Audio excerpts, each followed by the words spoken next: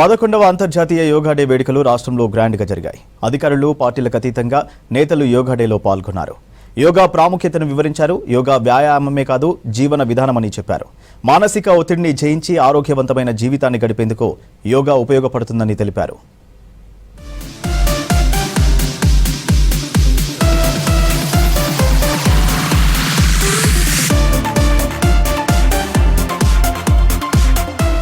గచ్చిబౌలి స్టేడియంలో వైద్యారోగ్య శాఖ ఆధ్వర్యంలో యోగా డే వేడుకలు నిర్వహించారు. రాష్ట్ర గవర్నర్ జిష్ణుదేవ్ వర్మ, మంత్రులు దామోదర్ రాజనరసింహ, వాకిటి శ్రీహరి, సిఎస్ రామకృష్ణారావు హాజరయ్యారు. ప్రజలకు యోగా విశిష్టతను వివరించారు. మానసిక ప్రశాంతత కోసం ప్రతి ఒక్కరూ యోగా చేయాలని పిలుపునిచ్చారు.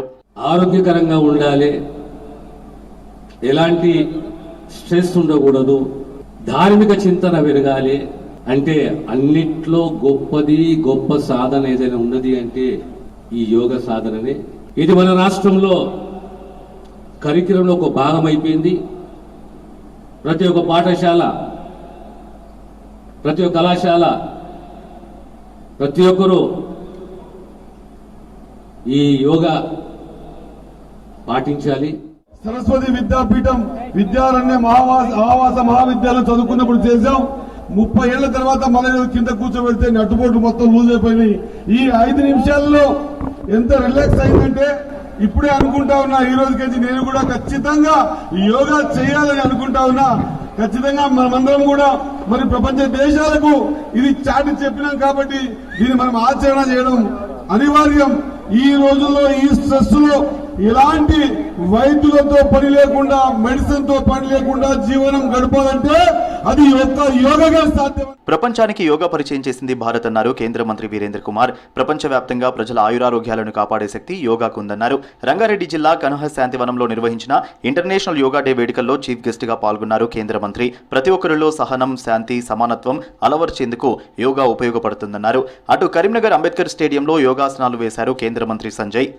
और विश्व के 175 देशों ने योग के महत्व को स्वीकार करते हुए न केवल अपनी सहमति दी, बल्कि योग आज केवल भारत ही नहीं, सारी दुनिया का एक स्वस्थ दिनचर्या का एक अंग बनता जा रहा है. अभी आपने देखा, देश के पंतप्रधान आदरणीय नरेंद्र मोदी जी जब अपनी बात रख रहे थे, राष्ट्र को संबोधित कर रहे थे, एक पृथ्वी एक स्वास्थ्य. और हमारा देश तो सदियों से योग के माध्यम से सारी दुनिया को शांति का, कर्म का, अध्यात्म का, दर्शन का पाठ पढ़ाता रहा है.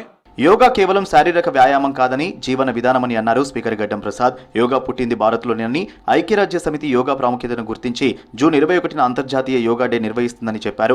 వికారాబాద్ లో యోగా వేడుకల్లో పాల్గొన్నారు స్పీకర్. ఈరోజు ప్రపంచవ్యాప్తంగా 190 దేశాలకు పైగా ఈ యోగా అంతర్జాతీయ దినోత్సవాన్ని జరుపుకుంటారు. నా అభిప్రాయం ఒకటే, వయసుకు సంబంధం లేకుండా, చిన్న పెద్ద తేడా లేకుండా ప్రతి ఒక్కరూ ఈ రోజు మాత్రమే కాకుండా ప్రతిరోజు వారికి వచ్చిన విధంగా యోగాసనాలు చేసి శరీరాన్ని ప్రశాంతతను కాపాడుకోవాల్సిందిగా నేను అందరికీ తెలంగాణ ప్రజలకు కానీ. హైదరాబాద్ కేబీఆర్ పార్క్ లో రాష్ట్ర ప్రభుత్వం ఆధ్వర్యంలో నిర్వహించిన యోగా డే వేడుకలు ఘనంగా జరిగాయి. మంత్రి పొన్నం ప్రభాకర్, అధికారులు, నేతలు, విద్యార్థులు పెద్ద సంఖ్యలో పాల్గొని ఆసనాలు వేశారు. ప్రతి ఒక్కరూ యోగా చేయడం అలవాటు చేసుకోవాలని సూచించారు మంత్రి. నాగర్ కర్నూలు జిల్లా కొల్లాపూర్లో యోగా డేలో పాల్గొన్నారు మంత్రి జూపల్లి. ఆధునిక జీవనశైలితో మానసిక ఒత్తిడి పెరుగుతుందని, యోగాతో ఒత్తిడిని అధిగమించవచ్చని తెలిపారు మంత్రులు. యోగా అనేటువంటిది దినచర్యలో ఒక భాగం చేసుకోమని విజ్ఞప్తి చేస్తాను తెలంగాణ ప్రభుత్వం పక్షాన. మన ఆరోగ్యంకు మనం కాపాడుకోవడం మన యొక్క బాధ్యత కాబట్టి కనీసం ఈ యోగా దినంలో ఒక సంకల్పం తీసుకొని భవిష్యత్తులో తప్పకుండా మన ప్రకృతిని ఆస్వాదిస్తూ శరీర ఆరోగ్యాన్ని కాపాడుకుంటూ ముందుకు పోయే విధంగా యోగా ఎటువంటి ఇబ్బంది కలిగించేటువంటి అంశం కాదు. జీవితంలో మనకు భాగస్వామ్యం అయితే మనందరికీ యొక్క ఆరోగ్యం బాగుంటుంది. కాబట్టి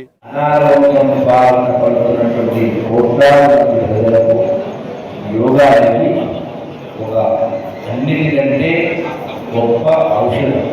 దావకాలు ఇచ్చే మందులు వెళ్ళి యోగా అనేది హాస్పిటల్స్కు పోకుండా ఉండాలి అంటే అన్ని వయసుల వాళ్ళు రోజుకు 1 గంట యోగా. రాష్ట్ర వ్యాప్తంగా యోగా డే వేడుకలు ఘనంగా జరిగాయి. జిల్లాల ఉన్నతాధికారులందరూ వేడుకలకు హాజరయ్యారు. యువతీ యువకులు, విద్యార్థులు ఉత్సాహంగా పాల్గొన్నారు. శారీరక రుగ్మతలకు, మానసిక ఒత్తిడికి యోగా పరిష్కారం చూపిస్తుందన్నారు నేతలు. యోగాను జీవితంలో భాగం చేసుకోవాలని సూచించారు.